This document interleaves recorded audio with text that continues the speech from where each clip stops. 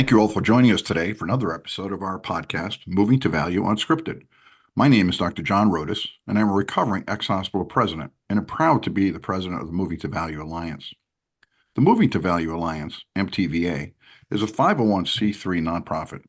It's a multi-stakeholder grassroots organization whose purpose, put simply, is to foster a community that aims to create a value-based healthcare ecosystem with high-quality outcomes at a reasonable cost for plan sponsors and their members, beneficiaries, or employees. Our community has grown substantially over the past few years. We started in Connecticut, but now have nearly 1,000 members from more than 40 states all over the U.S., and our members include many value-based influencers. I want to thank our sponsors whose support makes this presentation possible. We'd like to give a special thanks to our trade member sponsor, Hartford Healthcare, a comprehensive healthcare network with nearly 500 locations across Connecticut.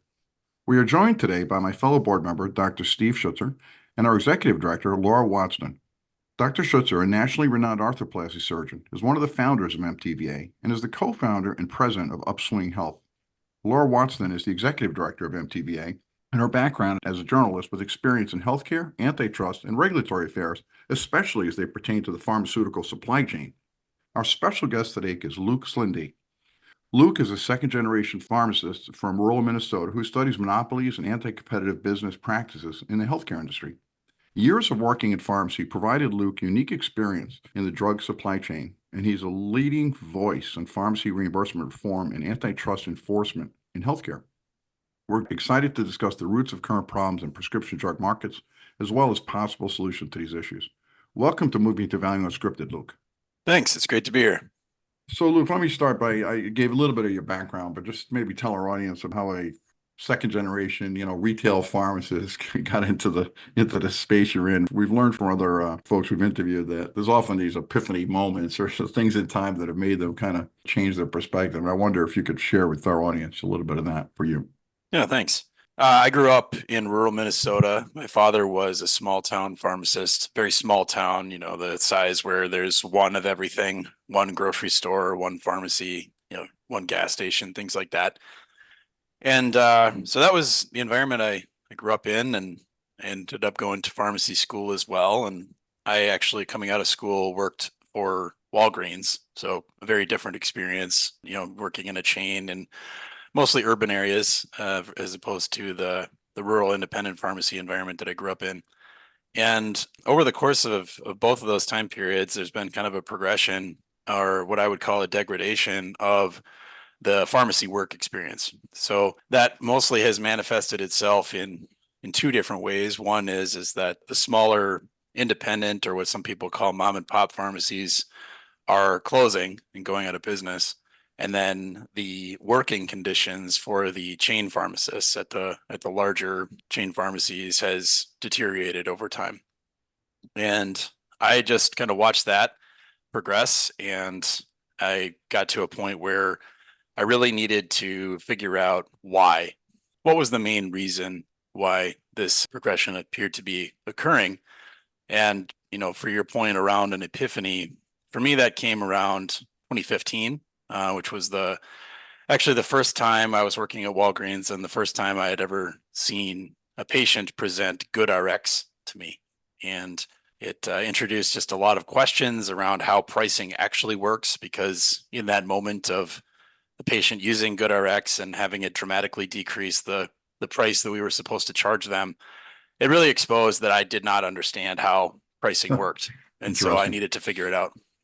Yeah, interesting. And you're in that space. So, Steve? Yeah, no, that's a perfect segue, Luke, to our first question. First of all, thinking about your roots in a small town with a single pharmacy, I dare say that was a better patient experience than what we have now. I kind of yearn for those days, folks. But, from your experience from that background and working for a chain, doing some work, I think you had mentioned at one point for Optum, and all your research into this, let's just start for our audience, because this is confusing.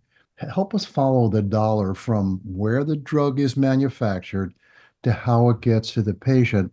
And as a second part of that question, does that differ between a brand product and a generic? Just walk us through that, because it is really challenging. Sure.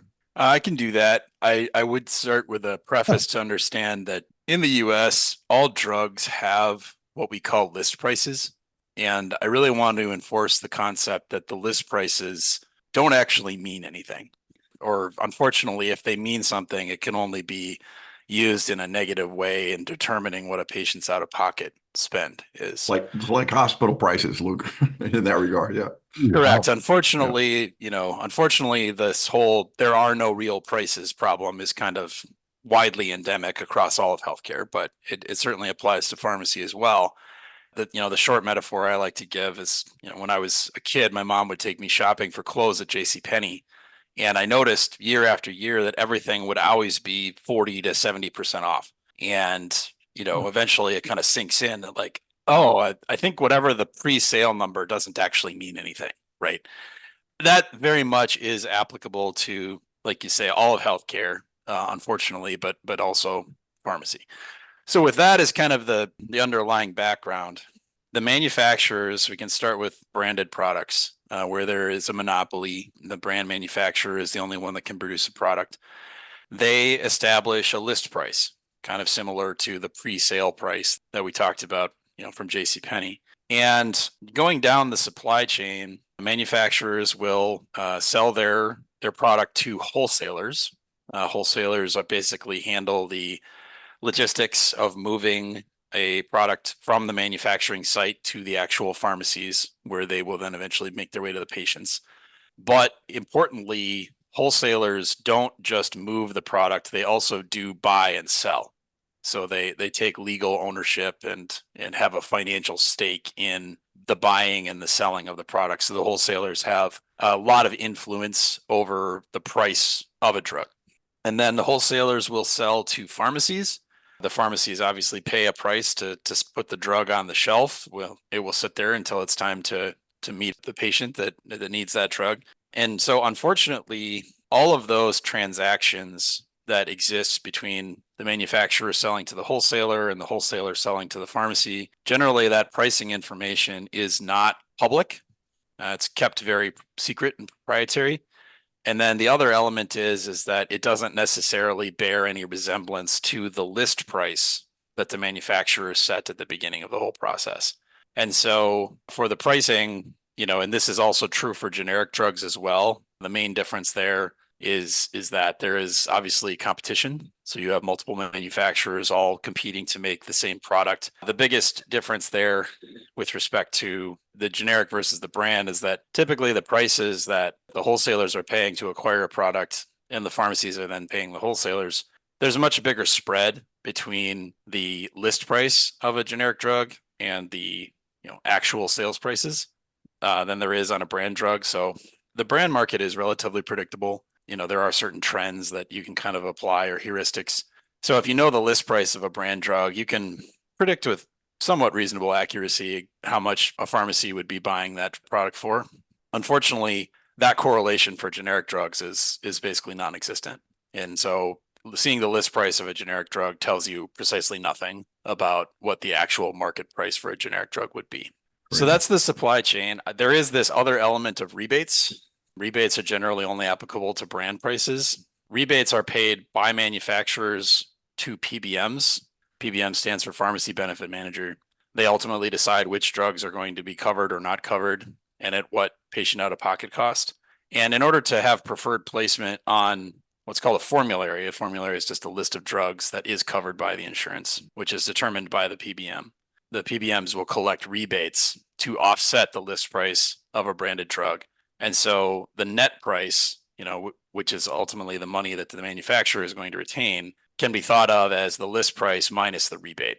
That whole process exists outside of the rest of the supply chain. And that's something that I think people don't necessarily understand, is that if there is a big rebate that's being paid on a brand drug, a pharmacist dispensing that drug actually has no awareness of that. Those financial transactions exist in a different set of books elsewhere. Well, that's all as clear as mud. Hey, John, you remember the old Abbott and Costello? Today pitches it tomorrow. Who's on first? Yeah. Yeah. No, it's crazy. Laura? Yeah, as you noted, the pharmacist who would be dispensing the drug often has no way to know exactly what the reimbursement or what's going on with all the pricing behind the scenes. Can you talk a little bit about that challenge and, maybe with some of your family's experience as an independent pharmacy? Yeah. So because there is so much uncertainty around price and price discrimination, so just to be specific, different buyers are paying different prices for the same drug. No two pharmacies are going to have the same experience with respect to price when they're buying drugs from wholesalers. And so unfortunately, the price function that we usually are, that you learn about in like Econ 101, it doesn't really function appropriately in the pharmacy market because there's a high degree of price discrimination and different pharmacies are paying different prices to stock their shelves. And so on the other side, when pharmacies are working with PBMs to determine how much they're going to be ultimately reimbursed or paid to dispense a prescription, oftentimes that will either be something that is set at a uniform level, or there could also be price discrimination on the sell side as well. So what I mean by that is that PBMs frequently will pay different pharmacies different prices for dispensing the same prescription. So what you have is on both sides, on the buy side of pharmacies stocking their shelves, and then on the sell side of negotiating reimbursement with insurance, you have two variables, you have two moving targets. And in a rational market, you would assume that the reimbursement would always be higher than the acquisition cost. Then that would represent the pharmacy's margin or payment for the services that they're providing. But unfortunately, over time, the gap between those two variables keeps closing. And so, pharmacies are buying drugs for more expensively over time, and they're being paid less and less by PBMs. And so it kind of represents these two giant boulders coming together. And a lot of pharmacies tend to get crushed in the middle. And unfortunately, a lot of how much that margin is determined by the buying power of an organization. And so in an environment of price discrimination, the buyers with the least market power are always going to get the shortest end of the stick. And so that's why you see typically independent pharmacies going out of business much more frequently than chains would, because chains have more market power and more ability to keep the margin between those two boulders a little bit wider. Although now, as you can see, nationally, all of the largest national chains are starting to close a lot of locations as well. So that kind of shows you that the market power of the wholesalers and the PBMs is so strong now that even the largest national pharmacy chains are not exempt from these problems. Wow. So if I have it right, and I never know because it's the murkiest business on the planet, it seems. And we didn't even talk about the suppliers on the front end before you even get to the manufacturing, right? But I think on the supply side to the manufacturers, and then on the wholesalers who are between the manufacturers and the pharmacies, and the PBMs who control usually the formulary. If I have it right, those are all oligopolies with like three companies or so, more or less, controlling like 80 to 90% of the market. So part A to my question is that true? And then part B is, we've seen this in this country 100 years ago when oil and steel and the railroads were in the hands of very few people, and the government eventually had to, kind of jump in. And I never looked to the government necessarily solve our problems, but it does seem like this might be one of those opportunities. Am I off base on that? I think you have it very correct. What I learned, my original question was starting out in my kind of, spiritual / intellectual journey was, why does it feel like the pharmacy profession is falling apart? And the final end of that path that I landed on is that there is excessive market concentration, interestingly, not in the pharmacy space. So I would argue that, even though we do have large national chains, the market power of any of the individual chains is not really sufficient to be problematic yet, at least. But the market concentration on either side of the pharmacy and the supply chain is immense. So, as I mentioned previously, pharmacies buy drugs from wholesalers. Currently, there are 3 wholesalers that control probably 95+% of the entire market. So I just want to be specific. This is McKesson, Cardinal Health, and what's now called Cencora. So yeah, there's a very concentrated market with respect to the wholesalers that sit in between the manufacturers and the pharmacies. And then on the other side, there's another very concentrated market that is just slightly less so. There's the top 3 control, 80 to 90% of the market. And those 3 PBMs are Express Scripts, CVS Caremark, and Optum Rx. And as has been pointed out by seemingly everyone now, all three of those PBMs are also vertically integrated with other larger organizations that also include things like health insurers, provider groups, things like that. So just to be very specific, Express Scripts is part of Cigna, CVS Caremark is part of CVS Health, and then Optum Rx is part of United Health Group. And so, yes, there is, in my opinion, excessive market consolidation in both the wholesaler and the PBM markets, and pharmacies sit in between those in the supply chain and are basically being crushed by that excessive market power. You know, it was certainly interesting for me to learn about the dynamics of how oligopolies work. I think most Americans like very quickly understand how monopolies are a problem, you know, like Ticketmaster, for example. I think when there's just one of something, people generally kind of immediately grasp the problems associated with that. When there's three, it's a little less obvious, but I think that when you get into the nuances of it, there are still lots and lots of problems associated with that degree of market concentration. And that's kind of what we're seeing now. You know, Luke, conceptually, when I read about this, the wholesale piece doesn't bother me as much. Yeah, there's obviously too much concentration in three vendors. Thank you. I didn't know who those wholesalers were. But I mean, the basic thing is somebody buying from a manufacturer and selling it to a pharmacy who would then sell it to a patient. That to me doesn't, that seems reasonable. But then you enter insurance companies and PBMs, and that's where it really gets murky. You know, Bai was on our podcast a month or so ago, Luke, and she said that the majority of Americans can pay less out of pocket than through their insurance. I mean, that's an abject failure of what insurance is for, right? Tell me about, I mean, the basic concept of buying, wholesaler buying a product and selling it and then selling that to a patient is not as perplexing to me as when you interject all of those middle people in between. Yeah. So with respect to pharmacies selling to patients and then those patient out-of-pocket amounts being determined by ultimately the PBM, which I think is what you're referencing, and Yeah, exactly. and this phenomenon of patients being able to actually pay less by not using their insurance, right? That was one of the key things that was at the beginning of this path is like, how can it be that you can pay less by not using your insurance, right? This dynamic is pretty nuanced, so I'm going to try to describe it succinctly. But basically, PBMs have a lot of market power, like we've already described. They use that market power. One of the ways is they apply what's called a most favored nations clause on the pharmacies. And so the pharmacies have to submit a price to the PBMs. And that price that they submit to the PBM is called a usual and customary price. And the PBMs ensure that they include that usual and customary price in what's called the lesser of logic, or it's the algorithm that determines how much the pharmacy is going to be paid. And so if the pharmacy submits a usual and customary that is below what they might otherwise have been paid by the insurance company, then that is effectively the pharmacy like willingly lowering their own reimbursement. And so, you know, historically, pharmacies were basically trained to say, you know what, let's just inflate these usual and customary amounts to kind of absurd numbers because 90, 95, 99% of the time, it just doesn't matter because some other branch in the reimbursement algorithm is going to determine how much we are paid. So the usual and customary amounts basically became like an abstraction, if you will.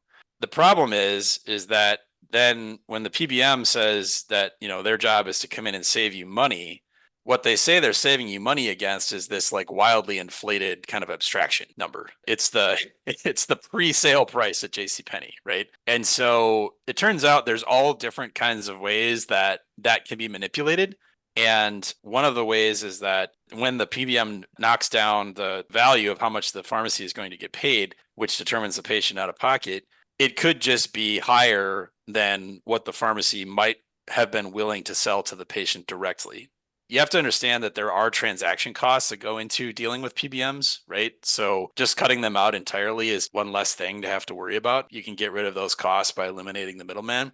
But I believe that most of the dynamic is related to this toxic most favored nations clause that's applied to the pharmacies. And so I've suggested as a policy fix, someone like the Department of Justice could come into the PBMs and basically say, look, you can't include this usual and customary price as part of your payment algorithm. And then if they were to do that, pharmacies would still basically submit the high usual and customary prices, and that system would kind of just continue to exist. But pharmacies would then separately be able to charge their own cash prices competitively to anyone, and that would not negatively affect their reimbursement on other prescriptions, if that makes sense. Luke, is that kind of what is GoodRx or discount cards? Are they doing that right now? Like made that their business? So the discount card thing is even more nuanced. um, I would argue that the discount cards, the reason why they've existed ever is because of this same dynamic of Right. the most favored nations clause. And so what happened was basically the usual and customary price is supposed to represent the cash price, just the undiscounted price that you would charge someone walking in off the street. The problem is that the market dynamics were such that those got wildly inflated. But then for the patient that didn't have insurance, or for whatever reason their prescription wasn't covered by the insurance or what have you, the pharmacies knew it was deeply problematic to be charging these wildly high inflated usual and customary prices to patients. And like this would actually happen to me at Walgreens all the time when I was there. Like for whatever reason, we couldn't get something covered by someone's insurance, and there would just be this like laughably inflated cash price. And that was what I was supposed to charge that person. And so every pharmacy knew that that was a problem. Every pharmacy wanted to come up with a second option, basically, for those patients, the people that are not using insurance. And that took different forms over time. You know, back in the day when I first started as a pharmacist in 2008, most pharmacies had what they called prescription savings clubs or something like that. It was basically an end around or a loophole in this usual and customary definition, right? It was a way to effectively have two cash prices, which I'll just point out on the medical benefit side, it's totally normalized and allowed for medical benefit providers to have two different cash prices. I see it all the time. There'll be the high amount, the billed charges that they submit to insurance, and then there'll just be a cash only price. And for whatever reason on the medical benefit side, that's fine. Like nobody cares. But we're not allowed to do that in pharmacy. And so that created the need for these discount cards, which are processed by PBMs. And it was effectively a workaround to try to offer competitive cash prices to patients that are not using insurance while still maintaining the high usual and customary amounts that are submitted for regular insurance claims. Yeah, this is insane. This is analogous, actually, Luke, to hospital prices. Because if you look at our quote unquote charge master, Right. that really has no correlation to what we actually get paid. And as you point out, we get paid a different amount by different people. And interestingly, in both of these businesses, none of that has anything to do with the actual cost of goods sold. In business school, you learn how to price a product and you say, okay, what are your raw materials? What's your labor to make it? Or you got some overhead, and then you add that all up and then you charge 20, 30, 10% profit margin, whatever you think is fair. And that's the price, right? There's none of that in either of these spaces. So let me pick up, if I can, a little bit going back to Steve's question. If I have it right, 80 to 90% of all prescriptions are for generic products. Correct. And I'm on one of those actually.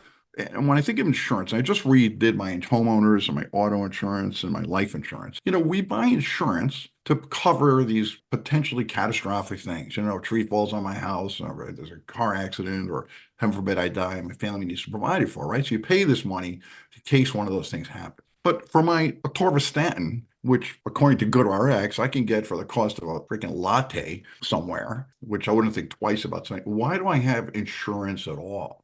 Why do we have this convoluted, complex system full of middlemen? And it wasn't always like that. I can't remember as a kid, but I don't actually think pharmacy was a benefit anyway. And by the way, we should just say for the record for our listeners, we haven't even talked about the PBMs paying the brokers who tell the employers which formularies they should have. But let's not even go there because that's a conversation for numerous podcasts that we've done already. So, Luke, why don't we just pay for the drugs? Why don't we pay for what it actually costs to make it plus a profit margin, which is why people like, Mark Cuban are getting into this space, right?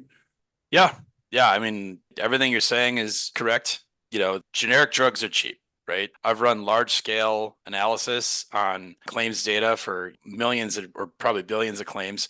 And the last time we ran the analysis, the ingredient cost for your average generic prescription was like $7. Now, that's the ingredient cost. Remember, the pharmacy still needs to get some money to pay their staff. But I mean, the ingredient cost is $7. So under that paradigm, I agree with you. It's pretty ridiculous to force this into an insurance market. And if somebody were to propose, and people have, to basically remove generic drugs from insurance entirely, just take it out and to shift the expectation that that's something that patients just pay out of pocket for, I think you're right. I think the market would probably correct itself relatively quickly. The normal market competition forces would come into play, and these pricing oddities that we see on generic drugs would basically go away. And, there certainly are cash only pharmacies. Obviously, Mark Cuban is the most high profile one. I have friends that run much smaller versions, independent pharmacies that are cash only. Blueberry Pharmacy in Pittsburgh is one I'm most familiar with. But, you're starting to see a wave of these popping up now, and they are basically reacting to those market forces. But I will go back to my previous point in that because all of this toxicity is really a function of that most favored nations clause. If you were to remove that and you were to allow any pharmacy in the country to basically just say, okay, we can submit it to your insurance and it will be X, or we could charge you a separate price and it'll be Y. And if Y is less than X, we'll just charge you Y and call it a day. Right. If every pharmacy is allowed to do that, then basically we're solving the same problem that you would be by taking it out of the benefit. So I think it would be a better solution to just remove that most favored nations clause and then allow pharmacies to sell at whatever competitive price they want to. And then that will serve as a market check on all this pricing dysfunction. But if there is a situation where, like let's say a patient has met their deductible for the year and they run it through their insurance and their out of pocket is zero, then they can still do that. Right. Does that make sense? Interesting. Yeah. And Luke, the increasing use of cash pay is not just in the pharmacy space. We're seeing that all through healthcare. And again, it just points out the abject failure of first dollar insurance, right? I mean, people can get an MRI scan less out of pocket than going through their insurance. So it's not just in the pharmacy world. But let me ask you a question that really is difficult because in our former life, Luke, I was a chairman of an orthopedic service line, mostly private practice orthopedic surgeons, and I worked with John as a hospital president. And John will tell you that any interactions that we had between our company, the orthopedic company, and John as a hospital was heavily scrutinized by layers of lawyers. How did all this come to be? I mean, you read this, it just can't be legal, right? Where it just makes no sense. How did it ever come to be where they accumulated that much clout and power? Well, I'm not going to claim to have the level of expertise on this question as I have on some of the previous ones, but I do have an opinion. So, starting somewhere in the late 80s, 90s, there was this concept that eventually kind of came out as like ACOs, accountable care organizations, right? And value-based care. And it very much espoused as a value vertical integration. That was what was considered to be desirable. They wanted explicitly insurers, providers, everybody supposedly all coming together and working together on behalf of the patient's benefit, right? And, I think there is a possibility that if we rewound the clock to before any of that stuff happened, that there is an alternative universe where that all worked out. And all of the vertically integrated players basically did agree to work together for the collective benefit of the patients. So basically, my answer to your question is the reason why all this was allowed from an antitrust perspective is because not only was it not considered to be a problem, that scenario was actually considered to be desirable. Like look at the way the Affordable Care Act was structured. It very much incentivized this vertical integration, or what some people call payviders or what have you, right? And again, the assumption is that those organizations, once they vertically integrated, would be competing with the other vertically integrated corporate, organizations to maximize efficiency and to ultimately maximize patient benefit. But unfortunately, it went the complete opposite way. And all of the vertically integrated organizations basically saw every opportunity they could to maximize their own profits, which, as people like to point out, that's what they're beholden to their shareholders to do, right? And so when they were presented with that rule set, they basically saw a lot of opportunities to, instead of removing all of the inefficiencies from the system and decreasing patient costs, they actually saw a lot of opportunities for arbitrage and basically increase patient costs and ultimately increase their profits by doing so. I think a lot of this is rooted in that 90s thinking around vertical integration is good and we want everybody working together, but unfortunately it hasn't played out particularly that well. consolidation ultimately, as it is, it's not just in the for-profit sector, and even in the not-for-profit sector, that consolidation hasn't led to that dream of, oh, competition will lead to better outcomes at lower costs, like it does in a free market economy. Laura was thinking she's probably the expert on some of this stuff, how the hell we got here, but we're not supposed to ask each other questions. But Laura, I'll let you ask Luke another question. I think Luke has definitely done a lot of reading and a lot of work on the antitrust history of it. So it's definitely interesting that we see a bit of a trend with the enforcement. They've been trying, but it seems like there has been a lot of new awareness and scrutiny of PBMs and then the vertical integration between PBMs and insurers. But as Steve noted, it may be maybe a little less intuitive about the dominance of wholesalers. Could you talk a little bit, about that and maybe why we aren't seeing as much talk about the big wholesalers in the news? Well, I think you got a taste of that a little earlier, not to put Steve on the spot, but I mean, he intuitively thought that it was less of a problem. And, I think that's fair. But I would argue that the issues around wholesaling are a little harder to explain to people. But personally, I think they are just as pernicious because price discrimination can be used as an incredibly powerful tool for consolidation to increase market share, basically. And, we've seen this across lots of industries. Walmart obviously comes to mind. And I'm so fascinated by this. I actually went back and have read a few books about the 1920s and 1930s with respect to the public's attitudes towards chain stores and what ultimately became the Robinson-Patman Act at the federal level. And these dynamics are really quite fascinating to me. So there's a buyer-seller dynamic. If we were to apply it to prescription drugs, we have three wholesalers. We also have pharmacy organizations that are their clients of varying sizes, right? So we have the large, national chains that everyone knows their names. We also have the pharmacies that are owned by the PBMs that are primarily run as mail order pharmacies, but they are very large as well in terms of their purchasing power. So you have that at one end of the extreme. And then at the other end of the extreme, you have basically like what my family's business was. And those power buyers, if you will, can kind of work together with the wholesalers to drive down their acquisition costs as much as possible. But that ends up generating what's called a waterbed effect. So basically, in order to maintain profit margins, if the wholesalers are giving really low pricing to some pharmacies with market buying power, then they have to raise their prices on the other small pharmacies. And we absolutely see that dynamic in the pharmacy space. And one of the outcomes is it leads to increasing consolidation in the pharmacy space. Because if the larger pharmacy organizations are able to buy drugs for so much cheaper than the smaller mom and pop pharmacies, that just puts them at a structural disadvantage.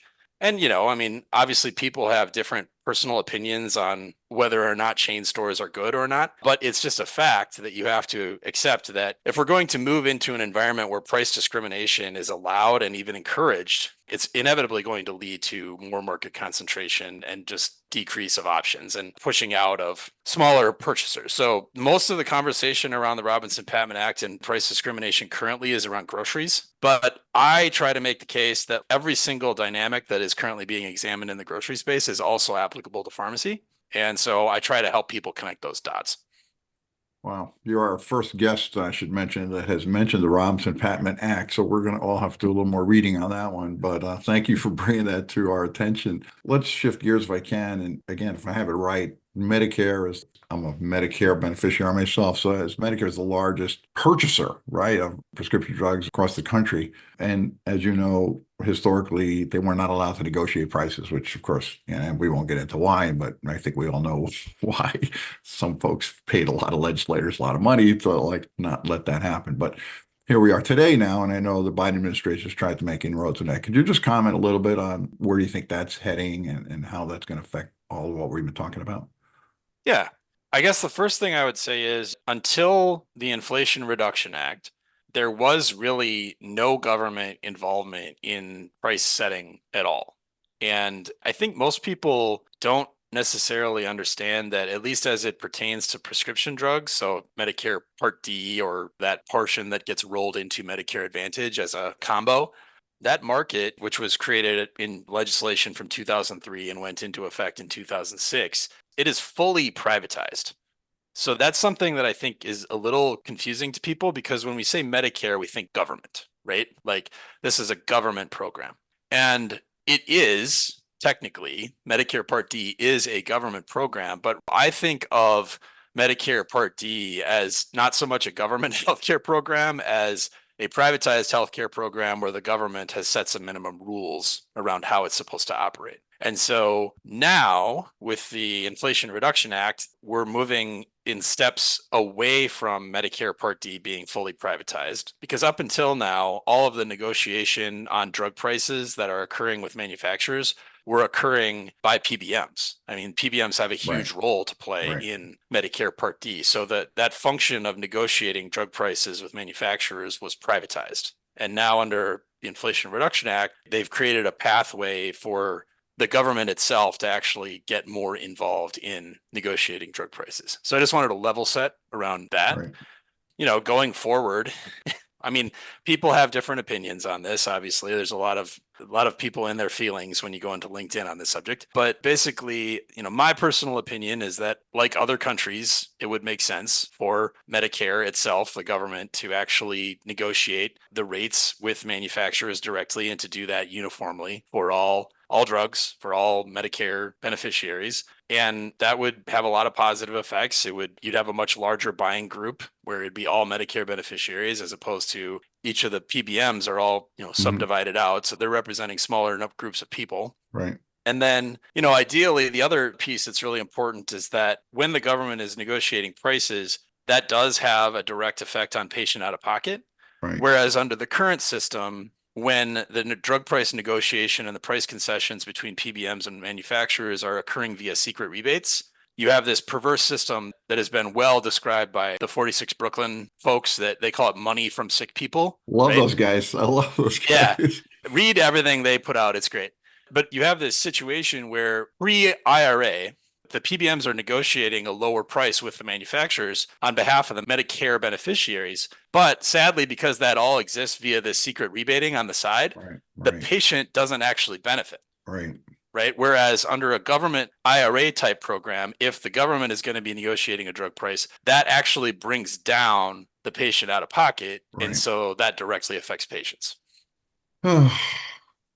Steve, this is exhausting, but Steve, well, I'll let you catch the last question here. I've got a headache again, but I can go grab some Tylenol over the counter. I have this effect on people. Like sometimes I can literally see it on their face. Like I just talk and they just get angry at me. I'm like, hey, I didn't design any of this. Yeah. You couldn't, Luke. Nobody could design this by design. Steve, Luke, we usually wrap up by asking our guests to put their futurist hat on now. And I want to come back to your days back home in rural Minnesota.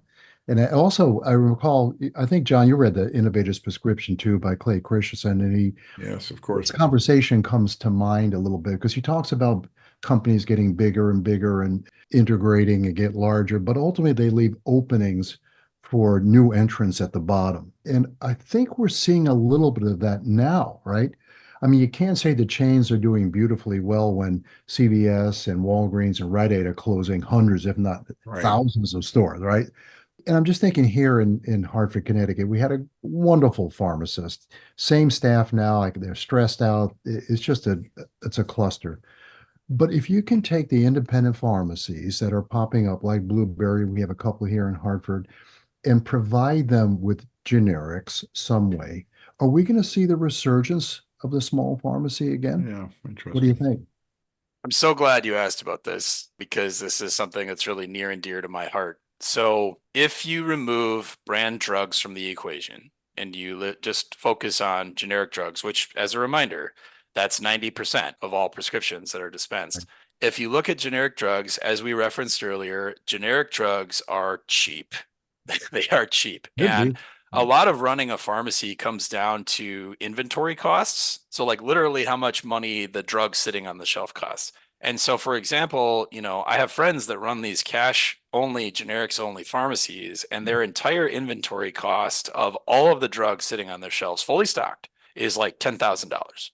So that is not a lot of money, right? No. In the big scheme of things. Steve, we should get in this business. Yeah. Yeah. And so if you can remove all of this anti-competitive 3-card Monty, PBM, run around, all this stuff, right? And you can provide quality customer service. People are getting the experience that they actually want, and you can do that at a competitive price that doesn't involve any third party. I think there's absolutely a market opening for this. And for me, this is most near and dear to my heart as a potential strategy for rural America, Yeah, right? interesting. So in rural America, often the businesses in rural America are the ones that are the canaries in the coal mine, are the ones that are hit first by any macro problems. And I think that's certainly been the case in pharmacies. So for example, my hometown, Harmony, Minnesota, had a pharmacy in town for over 100 years. And then in 2022, it closed and now there's nothing, right? And so this model of low cost, low inventory, cash only, forming a direct relationship with your patients so that the patients are happy, the pharmacists are happy, everything is cheap. We can make this all work. I really want to try to socialize this concept because, well, I understand that that means that if they have a brand medication or a specialty drug, they're probably going to need to get that in the mail, right? Just accepting that as a caveat. Right. But if you accept that, we can see the return of these cash only, generics only pharmacies into all of these pharmacy deserts. And the biggest thing is just getting over the hump, right? Changing the paradigm, changing people's expectations. I try to help facilitate conversations because there's a lot of small towns in America right now that don't have a pharmacy that really want one.